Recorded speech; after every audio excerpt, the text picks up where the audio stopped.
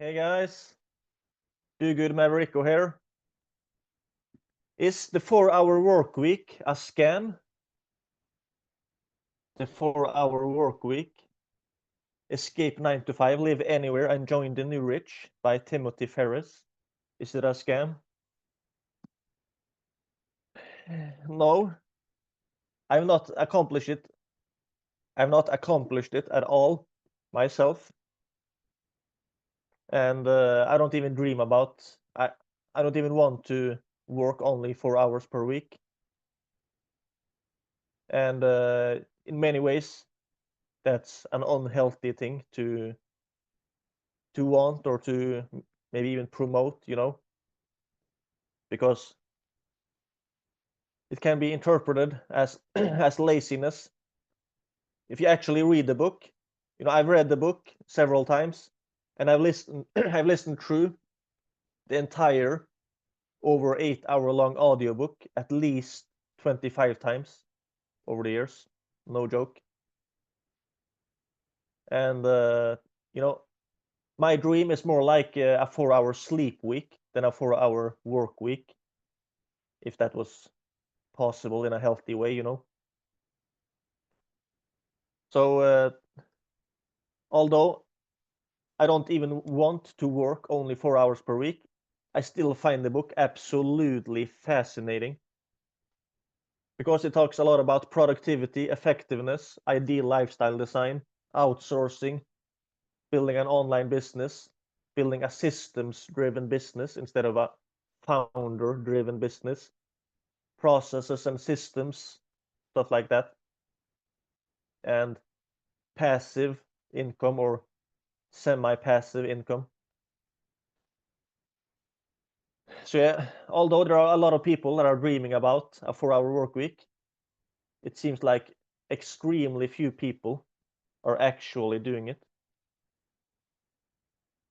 Tim Ferriss did an episode.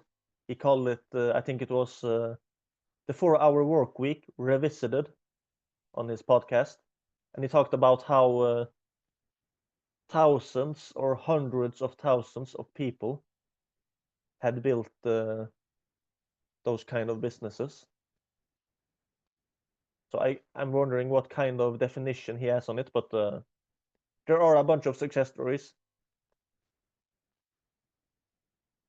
But yeah, recently, about 2 weeks ago, I interviewed a guy for a book and a course that I'm working on for Terrific 30, my online education and community platform.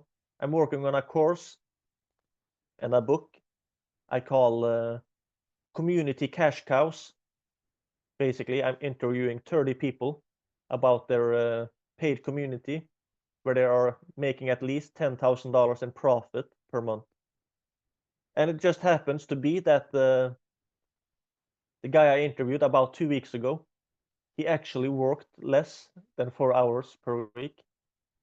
He and a friend of him were running a paid community, and they were making, I forgot if it was around $18,000. I mean, about 18,000 euros or 28,000 euros each in profit per month. And this guy was working less than 4 hours per week. And in his case, his mother was sick and needed help with things and hospital visits, stuff like that. And since he had this business, he were able to help out his mom a lot. So, all those people talking bad about people wanting passive income. People seeking out passive income as the first thing. I think it can be unhealthy in many ways. Being lazy is bad. Hard work is good. Yeah, completely. But there is a time and place for passive income or semi-passive income. No, I want to work hard all the time. You hear people almost ranting because there's a lot of hustle culture, stuff like that. Oh, it's cool. I work 100 hours per week. Yeah, it can be cool. It can. But long term, it's not sustainable to work like 100, 120 hours per week. And the thing is, there are situations in life where people are not able to work even 40 hours per week. Things happen. Maybe they get sick themselves. Maybe you want to help out a family member that is sick. Maybe they're working on a different project, a different business project, or whatever else kind of project it might be, but it's not generating an income. Maybe it's not generating an income yet. Maybe it will later on. Maybe it's not income generating. Maybe it's a housewife, a mother of 5 that just gave birth to her 6th child. Okay, yeah, she can't be working 40 hours per week when she just gave birth. That's not realistic or healthy, you know. My point is, there's a bunch of situations in life where people are not able to work full time, or they don't want to because they want to maybe help a family member, whatever it might be.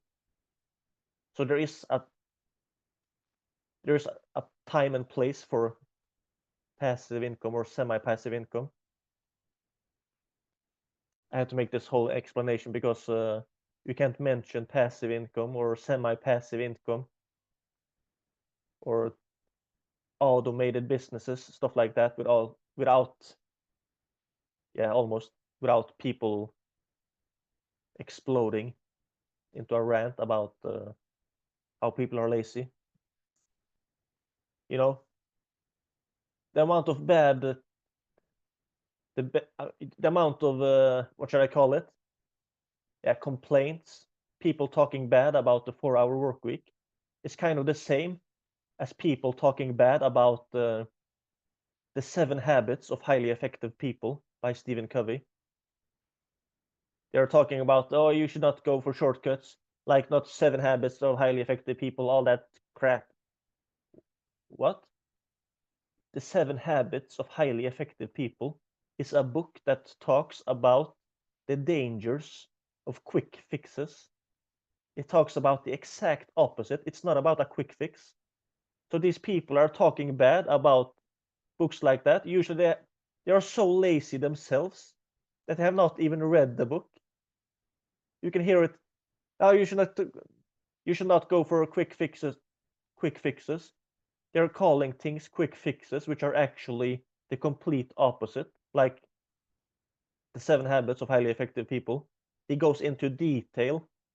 That's a book by Stephen Covey. He goes into detail about how he spent a lot of time in his youth trying to look for quick fixes and quick solutions to things, and it actually made him ill. So he decided to go deeper and yeah, character, building his character and building a solid foundation and operating out of principles, not just fads, tools, and tactics. And yeah, my point is, people are often misinterpreting these things without even knowing what they're talking about. So the 4-hour work week, while I don't want to work only 4 hours, while I don't want to work only 4 hours per week, it would be amazing to have a 4-hour work week as what should I say, like a backup. Maybe you're building a business, but then you could also have kind of like a backup business or backup income stream where you are generating a full-time income or more than full-time income, high enough income to finance, not finance, but to provide income for your ideal lifestyle, but it only required 4 hours per week. So while that only required 4 hours per week, you're working a lot more, but on something else. But if that thing were to fail or things happen, then you have a backup income that way. So yeah, when it comes to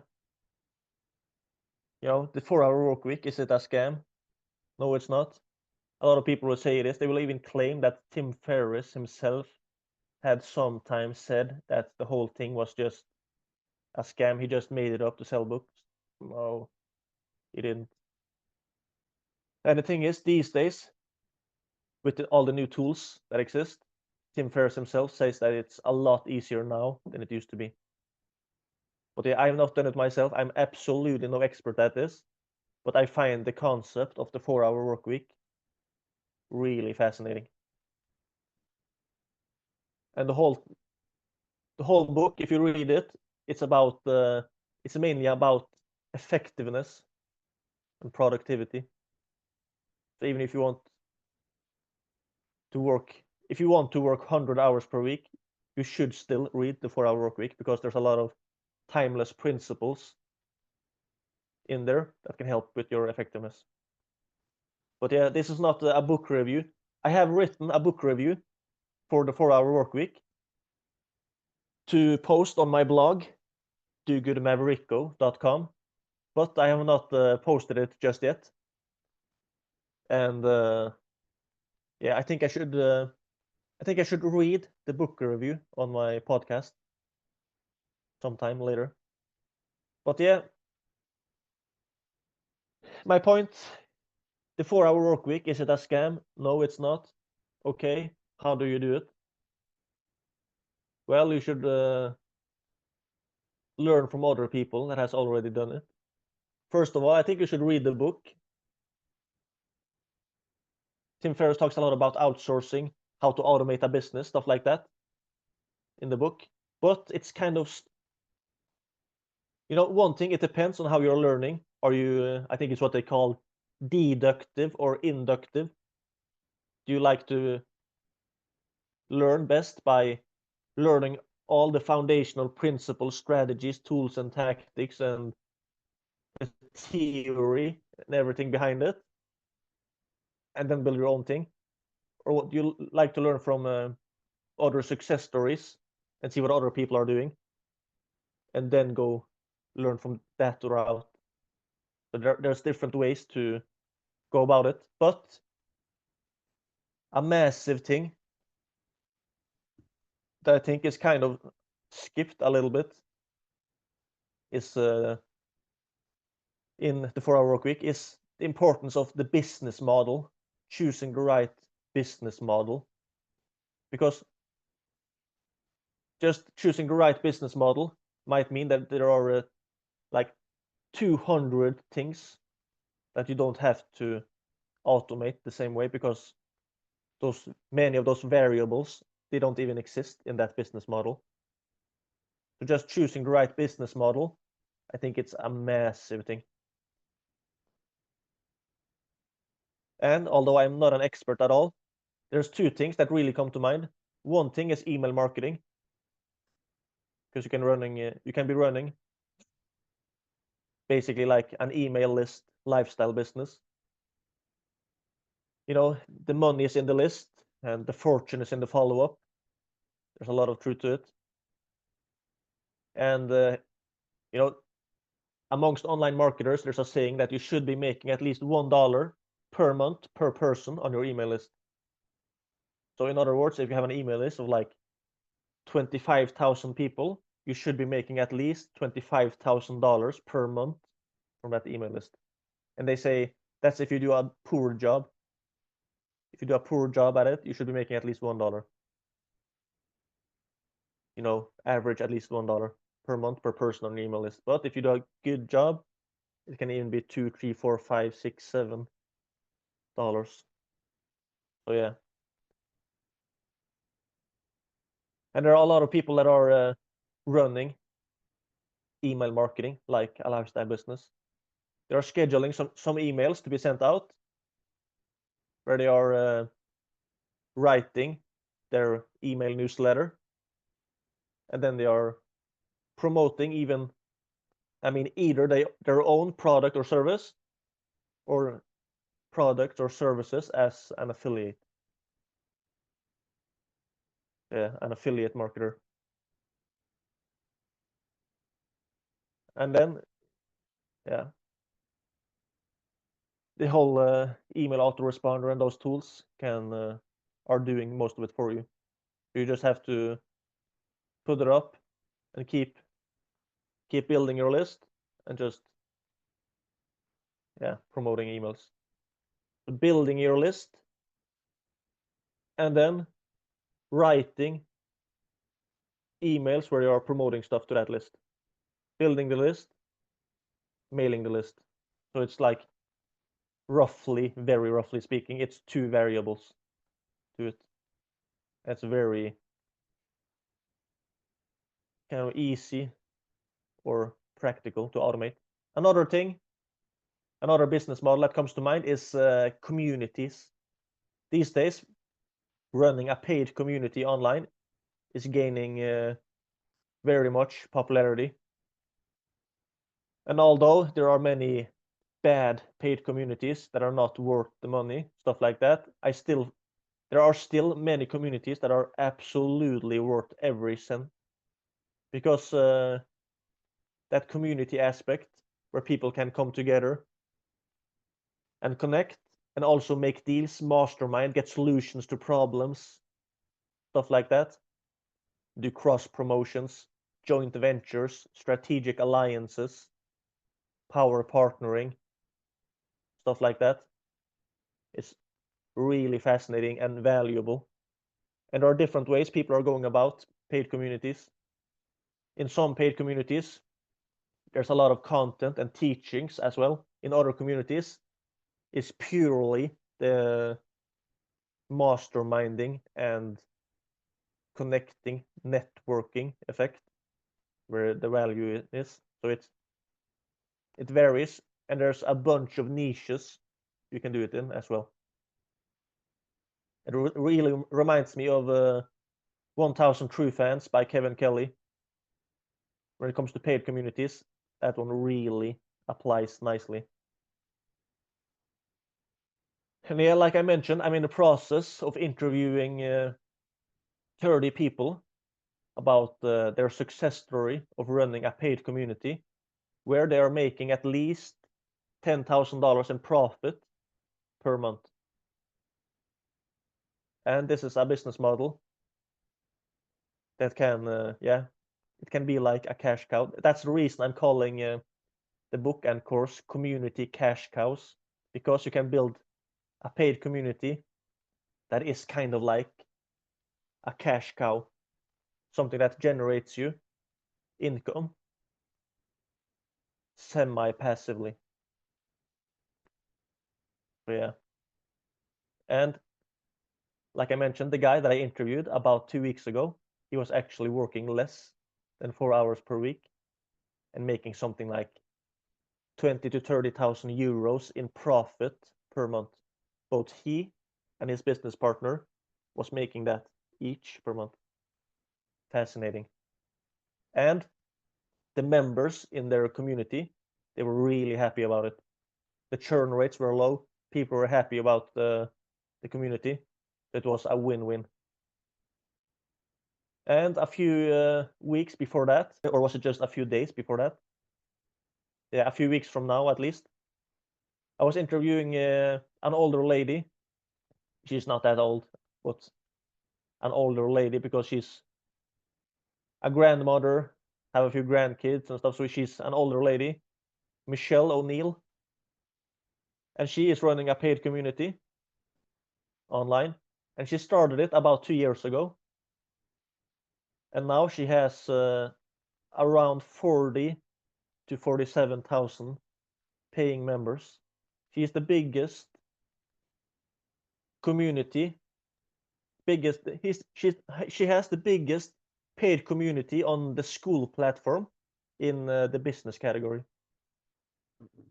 So now she makes at least several $100,000 in profit per month. And she has quite a lifestyle around it as well. She's not locked into working 8 hours per day, let alone 12 hours per day. She has a concept where she calls something like her 2 hours of money-making activities in the morning. So each morning, she tries to spend about 2 hours on money-making activities before noon, and then after that she can do what she wants. She usually spends more time working, working, like engaging in the community, stuff like that.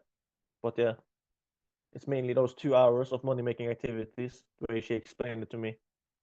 And her main money-making activities is posting content. So she goes live on TikTok and YouTube for like 40 hours, I mean like 40 minutes to an hour and a half, something like that. And she also shoots some short form videos. And that's, yeah, basically her main money making activities. So she's creating content and using that to get members and stuff. Yeah, paid communities. One platform is School, but there are also other platforms you can use as well. But yeah, if you want to learn from success stories, from several success stories of people that have built their own community and is making at least $10,000 in profit per month, you should check out terrific30.com. And if you want to see the dedicated landing page for that specific course in Terrific 30, you should check out communitycashcows.com. Communitycashcows.com. All right. You guys take care. God bless.